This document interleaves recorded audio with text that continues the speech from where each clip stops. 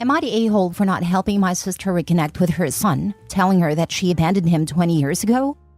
When my 40 female sister of 43 was 23, she got pregnant with my son to a deadbeat that left her after he found out she was pregnant. The moment I held him in my arms, I fell in love with him. My sister, however, was indifferent to him. In the beginning, my parents said she was going through PPD. But as time went on, it became obvious that she wasn't, and she just didn't want to be a mother. She asked my parents to take him, but due to our dad's health at the time, they couldn't. She threatened to put him in the system, so I said I would take him. Once he was legally mine, my sister went low contact with us and moved to another country. Over the years, when she did contact us, she never once asked how my son was doing. My son knows the truth about me not being his biological mother. I never hid it from him. My sister recently returned home. She showed up at my house, and we had a good catch-up. And then she asked how my son was doing, and I told her he was doing good at school. She asked for his number, and I said I will have to ask him if it was okay, since he's particular with who has his personal number. She got upset with me and told me she was his mother. I said a mother that abandoned him 20 years ago. I kicked her out after she started screaming at me. I rang my son and told him what happened.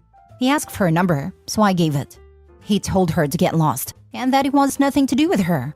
She went to social media and posted how I stole her son and turned him against her. I got backlash from my family, but I don't care what they have to say about me. I do care how my son is getting heat from them as well, and making me think I shouldn't have said that to her. Am I the a-hole? Now for the top comments. Not the a-hole, and you're exactly right.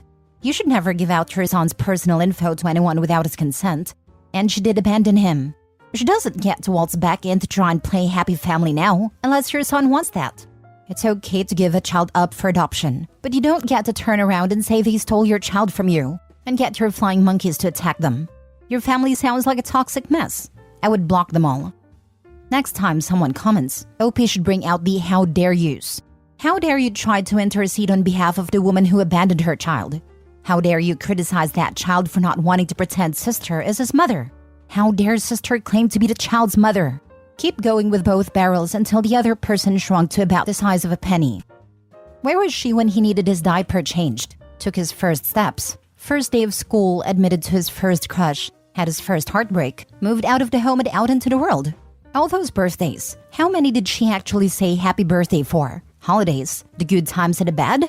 Being a mother isn't just a section on a birth certificate. It's the experience of raising someone through thick and thin. Not the a-hole. She doesn't get to play the mom card when she abandoned him. I'm not going to say that there aren't good reasons sometimes that a parent isn't suited to raise a child, having them too young, having drug issues, etc. But if that happens, they have to earn their way back into the child's life. She should be down on the floor begging you and her son to join his life. Next story. Am I the a-hole for not making my daughter give up her room to my stepdaughter and grandchild?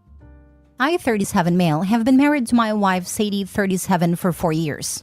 I have a daughter, Chloe, of my own from my previous marriage, age 9. Sadie has a daughter, Ace, 19, from an ex. Ace hasn't really been in our lives often, as she lived with her grandparents her whole life because the state took her from Sadie when Ace was 7. We still saw her on holidays and try to reach out.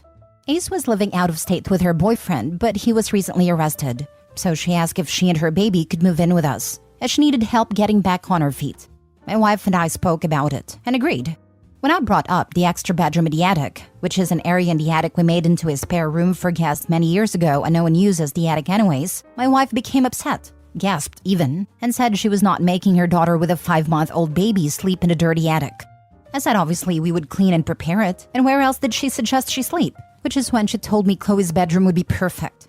Chloe's bedroom is very large and across the hall from the bathroom, which Sadie said was perfect. I told her Chloe would not be giving up her bedroom she'd been living in since before I even met her. She got upset and started to plead and said that this could make up for the year's loss and proved she really loved her and that she was wanted. I basically told her no, she could prove that another way, that we wouldn't give up the bedroom. She got angry and said a 9-year-old does not need all that space. And I was picking favorites and not even thinking of the bigger picture. Ace would need more room. It'd be hard for her to go up and down the stairs with a baby, etc. I stuck to my answer and my wife slammed the door and went for a drive. Today she tried convincing me again and wouldn't give in, and we got into another argument. Am I the a-hole? Not the a-hole at all. You most definitely should not displace your daughter from her bedroom to make room for Ace. Having a 19-year-old stranger and her baby move in is going to be more than enough of a change for your daughter. Your wife can find some other way to make up for the year of loss without kicking your daughter out of her bedroom. Sadie has already proven that Ace is wanted by taking in her and her baby. As for the stairs, women safely carry babies/children up and down stairs every day. Info: do you know why Ace was removed from Sadie's care? She was deemed unfit. She had drug and alcohol problems. And you, a person with a young daughter, thought it was a good idea to marry someone who not only had their own child taken away, but never earned that child back? She clearly doesn't care about her stepdaughter, ready to throw her out of the only bedroom she's known. She's not a good mom to anyone. Not the a-hole. Not the a-hole. Your wife is trying to make it up to her daughter by penalizing yours. The fact that a dirty attic isn't good enough for her child but is good enough for yours is atrocious. I'm going to be mean here. Sadie was a young mother, but Sadie had a state take her child when she was in her mid-20s. I know there's a lot of stories of unfairness, but they do not take a child away from their adult parent for no reason. At best, she's been an absent mother. I know she's tried to reach out, but she doesn't have a parental relationship with Ace. Staying strong here is important, not just because it's not fair, but because Sadie has already destroyed one parent-child relationship. Now she's going to destroy two more, hers and yours with Chloe, to try and salvage the ruined one. Ace is now also a young mother. She needs support, the support that I'm guessing Sadie didn't get. Ace has had a tough draw growing up, but she's also made some poor decisions, and it's great that the two of you are going to support her. But she gets the support that is available. I'm not blaming her for any of this. This is all on Sadie. Chloe's room is not an available resource. You'll spend money and time and effort helping her. Chloe's going to go through a massive upheaval, bringing two new humans into her home, both strangers, one an infant. Having some stability and privacy is key. She needs that room, possibly more than Ace does. You need to find out what Sadie's promising Ace. You need to find out what Ace thinks she's in for. And you need to make it clear to Sadie that Chloe's just as important as you and Sadie in house decisions, because it's her home too. Ace will be with you temporarily, as long as she really is just getting back on her feet. She isn't the guest, but she's not a decision maker either. Sadie needs help dealing with whatever's going on in her head. Whether it's guilt, whether it's thinking that her family's more important than yours, whether it's thinking that having a baby means you're entitled to preferential treatment, whether she's trying to cope with her own past by giving Ace what she didn't get herself. But Sadie needs to deal with what is available before she destroys another family. Next story. Am I the a-hole for telling my sister she's too old to act like a teenager?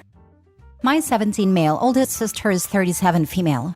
Despite being almost 40, she often acts like she's still a teenager. Lives with our parents, is unemployed, and has been living off their money since she dropped out of college after one semester.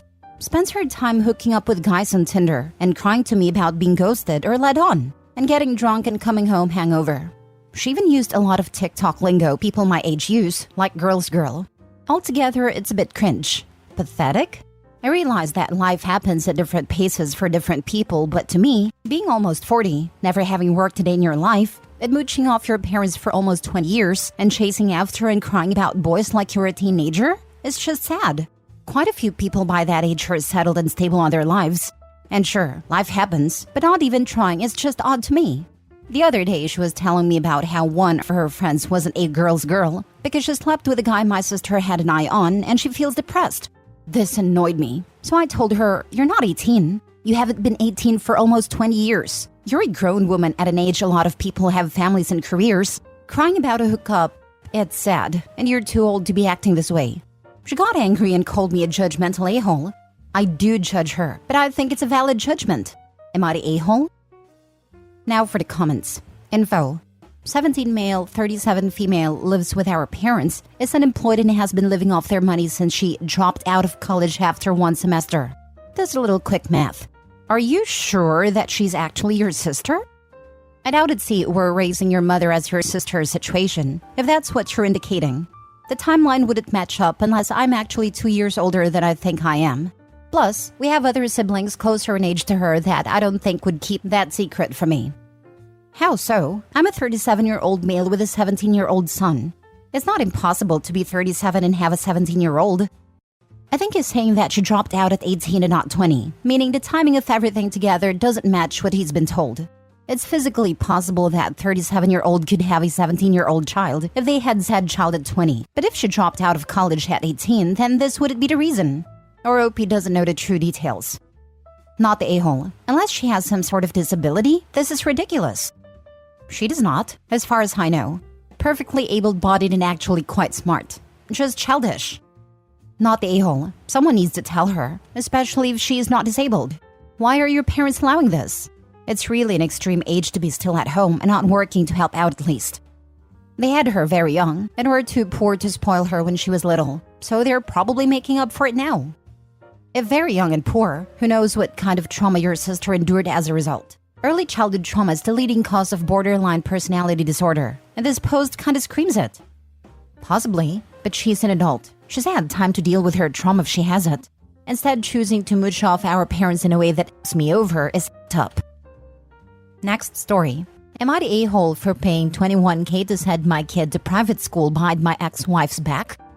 Our son is 8 and has an incredible curiosity about the world. His first and second grade teachers gave nothing but glowing praise in regards to both his intellectual growth and his demeanor. However, his third year has not gone well. His teacher has sent us several emails stating that our son does not pay attention in class and is cold towards his classmates. When his mother and I ask him how school is going, he tells us he hates it. He said, all the teacher does is yell at the class to stop talking, that the kids keep talking and we never do anything, and I hate being there. I can see the light fading from his eyes every day, and every Sunday night mid-September on he cries because he doesn't want to go to school. My son lives with his mother and spends weekends with me. We all live in the same town, and I would describe the relationship between his mother and I as cooperative, but bad feelings persist. I asked my son a few weeks ago if he wanted to change schools, and he responded, God, yes. I asked his mother if she would have any issue with me sending him to a highly regarded private school about 17 miles from our town, and she reacted in a way that was not expected. She said I was being ridiculous, and that it would be an undue burden to her to take him to a different school, which is fair, and it would be unfair to her other children if only one of her kids got to go to private school. I added that I would take him and drop him off every day and pay for it 100%, and she still said no. I told her I don't want our son to waste his potential, nor do I want to fail him as a father. In essence, she responded that our son is just being a brat because he's bored. I registered him at the school and paid a tuition. He starts in August. I told him what I had done, and he was elated. Naturally, upon hearing this news, his mother was apoplectic. All I said was, fine, you tell him he isn't going because you think he's a brat. Am I the a-hole? Now for the comments. Info. Her other kids are not yours, right? Correct. Then not the a-hole. She's not a good mom if she's willing to hurt your son just in the name of fairness. Half siblings whose non-shared parents have different means get treated differently. That's just how life works. Besides, if your wife is currently with her other kid's father, then it's also not fair that your son has divorced parents while his siblings don't. Courts may not look favorably on you enrolling him without his mom's permission. I'm not sure, but I do think you might want to try for more custody. It really wouldn't surprise me if your son starts getting treated as the black sheep in that household, especially as time goes on and the siblings get older. Fair does not mean equal. I'm a teacher. The goal is that each child gets what they need. They don't all need the same thing. Kids don't get that, but their parents should. Last story. Am I the a-hole for kicking out my sister-in-law after she lost my son while babysitting? Over the past 3 months, my husband's sister has been staying with us until she got back on her feet. As part of her contribution to our household, she generously offered to babysit our kids, including our 3-year-old son with autism and with both delayed speech and language, without expecting any compensation. However, about 3 weeks ago while she was babysitting, our son managed to slip out of the front door without her awareness, wandering around for approximately half an hour before a concerned individual alerted the police. Rather than immediately notifying my husband and I about the situation, she spent an hour searching the neighborhood before involving law enforcement. We only became aware of our son's disappearance after she had already found out that the police had picked him up and safely returned him home. There's uncertainty regarding whether she would have informed us if the police had not explicitly instructed her to do so. In the aftermath, I asked her to leave our home. My husband believes that my decision to kick her out was overly severe, labeling it as an honest mistake that could happen to anyone. He also emphasizes her lack of alternative living arrangements, arguing that it was unjust to leave her without nowhere else to go. She put my son's safety at risk and broke my trust, and I can't get over that. But I can't shake what my husband said. Now I feel terrible about putting her on the street. Am I the a-hole? Not the a-hole. An honest mistake initially, yes. Kids can be slippery little devils.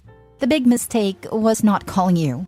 spinning her wheels searching for an hour, then hearing the police thankfully had him. And when she was going to call you? Has she even apologized? Doesn't sound like it. She's staying with you to get back on her feet. So she's an adult. This isn't some 19-year-old being an idiot. She should have known better. And since she doesn't know, she cannot be relied upon and deserves banishment. Right. After 10 minutes of not being able to find him, I have a kid. They're definitely slippery. She should have called the parents. 15 minutes is all it took for my nephew to open the door stripped naked and get halfway down the block. Yes, he got naked outside. They added a chain after that since he had to undo 2 locks to get outside. Your son could have died. Also, many states make parents who lose their children take parenting classes and have strikes against that can cause them to lose their children. This is a serious issue, and she should not be trusted with her child. OP not the a-hole. I would 1000% kick her out. Hard times or not. Your son could have been seriously injured or worse. Your husband is not taking it seriously enough.